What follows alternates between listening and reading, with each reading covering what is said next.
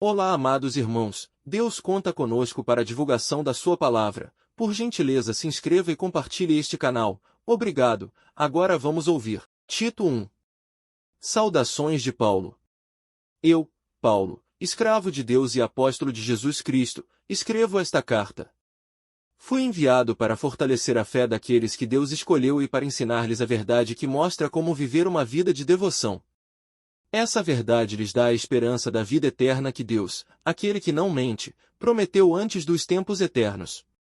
E agora, no devido tempo, ele revelou essa mensagem, que anunciamos a todos.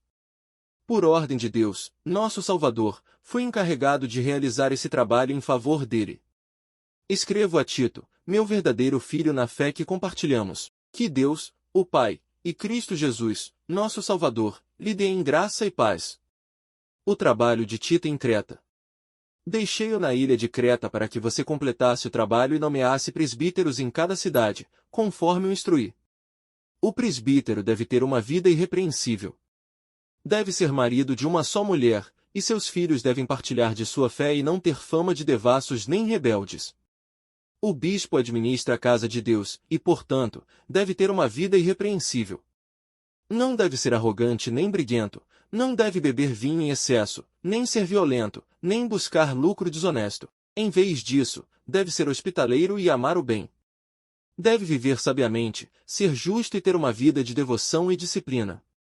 Deve estar plenamente convicto da mensagem fiel que lhe foi ensinada, de modo que possa encorajar outros com o verdadeiro ensino e mostrar aos que se opõem onde estão errados. Pois há muitos rebeldes que promovem conversas inúteis e enganam as pessoas.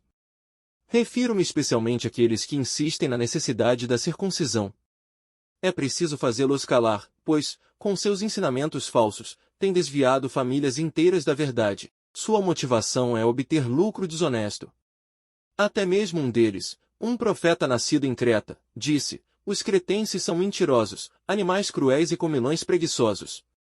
Isso é verdade. Portanto, repreendo-os severamente, a fim de fortalecê-los na fé.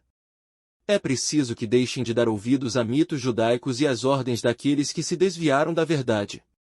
Para os que são puros, tudo é puro. Mas, para os corruptos e descrentes, nada é puro, pois têm a mente e a consciência corrompidas. Afirmam que conhecem a Deus, mas o negam por seu modo de viver. São detestáveis e desobedientes, e não servem para fazer nada de bom. Tito 2. O ensino correto na vida da igreja. Mas, quanto a você, que suas palavras reflitam um ensino verdadeiro. Os homens mais velhos devem exercitar o autocontrole, a fim de que sejam dignos de respeito e vivam com sabedoria.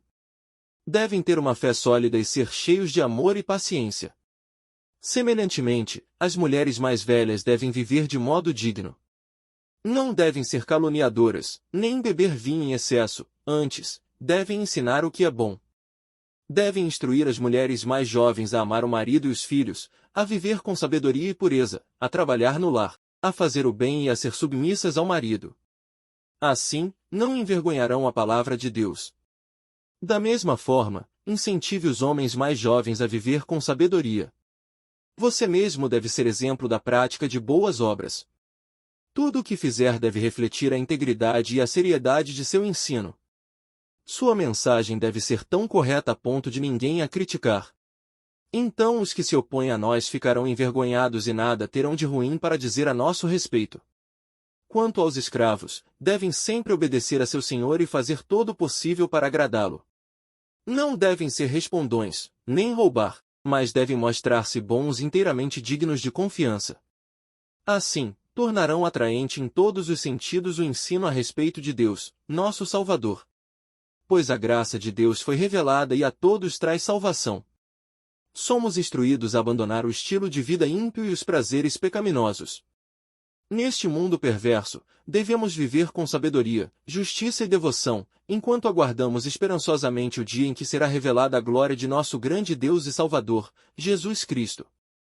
Ele entregou sua vida para nos libertar de todo o pecado, para nos purificar e fazer de nós seu povo, inteiramente dedicado às boas obras. Ensine essas coisas e encoraje os irmãos a praticá-las. Corrija-os com autoridade.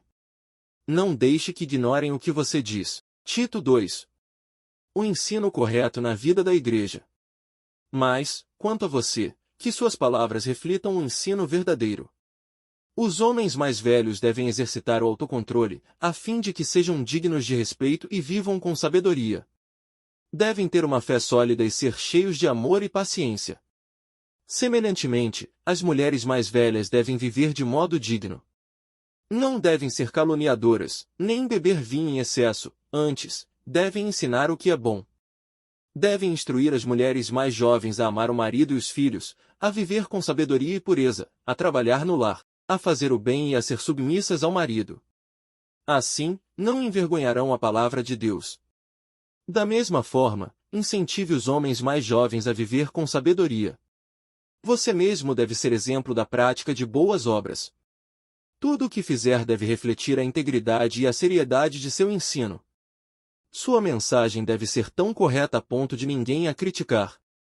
Então os que se opõem a nós ficarão envergonhados e nada terão de ruim para dizer a nosso respeito. Quanto aos escravos, devem sempre obedecer a seu senhor e fazer todo o possível para agradá-lo. Não devem ser respondões, nem roubar, mas devem mostrar-se bons e inteiramente dignos de confiança. Assim, tornarão atraente em todos os sentidos o ensino a respeito de Deus, nosso Salvador. Pois a graça de Deus foi revelada e a todos traz salvação. Somos instruídos a abandonar o estilo de vida ímpio e os prazeres pecaminosos. Neste mundo perverso, devemos viver com sabedoria, justiça e devoção, enquanto aguardamos esperançosamente o dia em que será revelada a glória de nosso grande Deus e Salvador, Jesus Cristo. Ele entregou sua vida para nos libertar de todo o pecado, para nos purificar e fazer de nós seu povo, inteiramente dedicado às boas obras. Ensine essas coisas e encoraje os irmãos a praticá-las. Corrija-os com autoridade. Não deixe que ignorem o que você diz.